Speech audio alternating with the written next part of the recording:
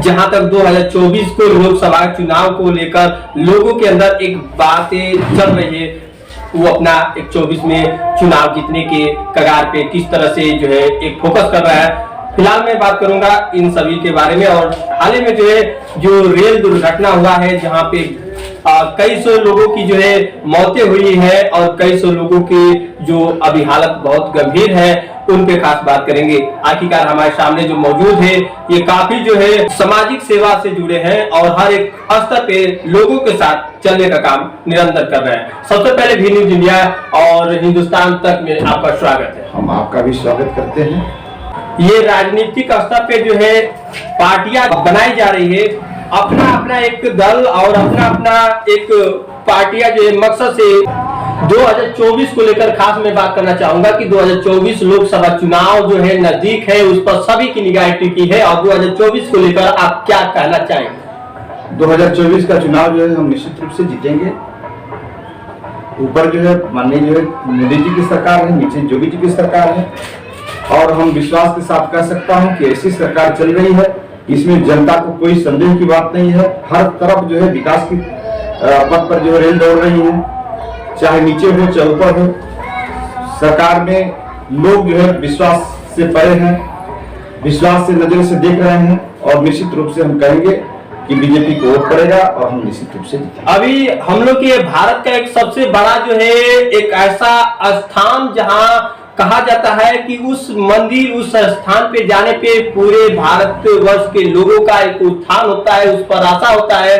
मैं बात करूंगा एक संसद भवन को लेकर, जहां हाल ही में निर्माण हुआ, जहां पे हमारे देश के प्रधानमंत्री नरेंद्र मोदी जी पहुंचे थे।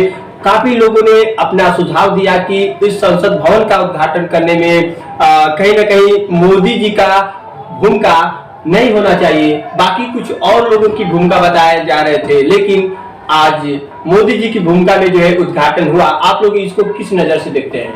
देखिए, माननीय मोदी जी जो किए हैं जी, सबसे उचित क्या कार्य किए हैं। वे इसमें कोई संविधान में नहीं लिखा है कि राष्ट्रपति ही उसका उद्घाटन करेगा और राष्ट्रपति या राज्यपाल कोई करेगा, कोई भी उसका लोकार्पण कर सकता है, इसलिए मोदी जी ने किया है, कोई इसमें कोई गलत चीज नहीं। कई पार्टियों के अभिनेता लोग बड़ी नाराजगी जताए थे, ट्वीट भी करके बताए थे, उनके जाने पर कई लोग पहुंचे भी नहीं, नाराजगी जो है कहीं ना कहीं साबित कर दिखाया। देखिए, कोर्ट ने साबित कर दिया कि जो है जो मोदी जी करने जा रहे हैं, जो लोकार्पण करने जा रहे हैं, बिल्कुल उचित है। इसमें विपक्षी का कोई रोल नहीं है। ये लोग बैकफुट हो गए, अपना जो है आवेदन जो है कोर्ट से निष्कासित कर दिए। वो बिल्कुल बैकफुट पे, उनका बिल्कुल जो है आवेदन निराधार हो गया और साबित हो गया कि मोदी जी जो कर रहे हैं या देश के प्रधानमंत्री जो करने जा रहे हैं वो उचित होगा, वही सही पड़ेगा ना। सर, क्या सुभाषपा के जो सुप्रीमो है ओम प्रकाश फिर गठबंधन बीजेपी से हो रहा है क्या? देखिए, वो उनका मकसद है, वो तो भाई 3-13 में मुद्दा कार्यकर्ता जो उनके हैं कहीं कहीं उछल पुछल में लगे हुए हैं कि फिर से गोपनीय बात चल रही है कि बीजेपी से फिर संगठन मजबूत हो रहा है, फिर कहीं कहीं गठबंधन होने जा रहा है। देखिए, बीजेपी उनको चाह नहीं रही जी, बीजेपी उनको चाह नहीं रही है, वो चाह रहे हैं बीजेपी को, तो हम ये नहीं कर पाएंगे, लेकिन बीजेपी उनको चाह नहीं रही है। ऐसे लोग बीजेपी में कोई जगह नहीं है। लेकिन वो से अगर ये चाहते हैं कि दोबारा बीजेपी के साथ शामिल हो जाए, तो बीजेपी आप बता रहे कि नहीं चाहती है। अगर बाय द वे जो ये प्रयास कर रहे हैं कि शामिल हो जाए, तो क्या लगता है कि बीजेपी किसी जो मोड़ पे आकर शामिल कर लेगी? देखिए, ऐसा नहीं, बीजेपी जो है उनके लिए बिल्कुल दरवाजा बंद कर दी है।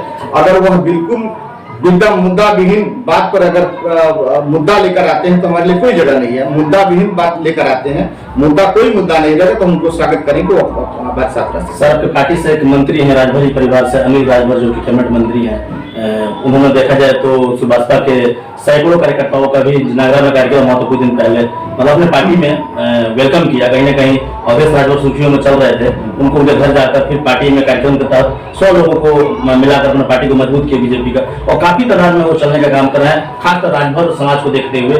और यहाँ पर असला के जो क्षेत्र के राजभर समाज के लोग हैं, सुभाषपा को कहा जाए कि तोड़ने को लगे हैं पक्ष को देखते हुए। क्या उनकी मेहनत और उनकी कर्मठ निष्ठा को क्या असर बनता है? देखिए, बीजेपी किसी को तोड़ती नहीं है। बीजेपी सबका साथ, सबका विश्वास, सबका साथ को लेकर चलने वाली पार्टी है। कार्यकर्ता अगर है कोई निराश किसी दल से है, बीजेपी में अगर आना चाहता है तो कार्यकर्ता का बीजेपी हृदय से स्वागत करती है, उसको आने में कोई दिक्कत नहीं, हम उसको उसके साथ चलते हैं। ओम प्रकाश राजभर कहते हैं कि बीजेपी के मंत्री अनिल राजभर राजभरों को गुमराह कर रहे हैं। ऐसा कुछ नहीं, उनका जो है वो भ्रम है। हमने ओम प्रकाश जी को कुछ नहीं, उसकी पार्टी को कोई तोड़ने का काम नहीं करते। उनके से खुद जो है कार्यकर्ता छिन्न होकर के, उनके कार्यकलापों से खिन्न होकर के बीजेपी में आना चाह रहे हैं, उनका मैं स्वागत कर रहा हूं। हाल ही में जो है रेल दुर्घटना हुआ था, जो उड़ीसा राज्य में तमाम लोगों की संख्या बताया जा रहा है, जो कई लोग घायल हैं और गंभीर अवस्था में है और कुछ लोगों की मृत्यु हो गई है। तो वहां पे हमारे देश के प्रधानमंत्री मोदी जी पहुंचे हैं। तो क्या लगता है कि इस तरह से हादसा जो हुआ है, ये हादसा को किस नजर से देखा जा रहा है आप लोग के माध्यम से, या बहुत लोग इस पर फोकस कर रहे हैं?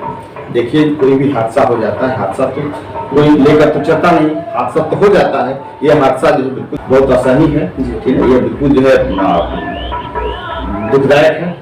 और जो है हमारी जहाँ तक ये पार्टी का मामला है, हर नेता जो है इस पर गंभीरतापूर्ण विचार कर रहा है। उनके जो लोग घायल हैं उनको दवा का व्यवस्था हो रही है, जो लोग मर गए हैं उनकी का जो है उनको सहयोग देने की बात हो रही है, सब चल रही है। आरएसएस से हम लोग का एक परिवार होता है इस पार्टी में। आरएसएस के लोग ऐसे ट्रेंड होते हैं, जहां भी कुछ होता है, बीजेपी कहे या न कहे, दल कहे या न कहे, वो लोग खुदे अपने आप जाकर के उसमें सहयोग देना शुरू कर देता है। ये भारतीय जनता पार्टी का सिद्धांत होता है, इस तरह के कार्यकर्ता। लेकिन देखा जाए तो जो रेल ये पूरी तरह व्यवस्थाएं हैं, जहां इस तरह से दुर्घटना होना, कहीं न कहीं रेल की एक थोड़ी सी अगर अनदेखा या फिर जहां तक अगर चूकी माना जाए, जो इस तरह से बड़ा हादसा होता है। कुछ भी आदमी बोलता है तो कुछ न कुछ गड़बड़ बोल देता है। रेल दौड़ेगी तो कुछ न कुछ होगा ही करेगा, इसमें कोई बड़ी बात नहीं है, तो दुखदायी घटना है। तो हमारे इस प्रदेश के पूरी तरह अगर देखा जाए 2024 को लेकर लोकसभा चुनाव पे पूरा लोग अपना नजर रखते हैं, तो इस 2024 में कुछ बदलाव और फोकस की बात किया जाए, विकास की तरफ जो है किया जाए, भारत किस तरह से अग्रसर होगा, इस पर क्या एक आप लोग चर्चाएं करते हैं अपने एक दल से, अपने एक नेता एक पक्ष से, क्या बात करते हैं? देखिए, भारतीय जनता पार्टी पूर्ण रूप से गंभीर है।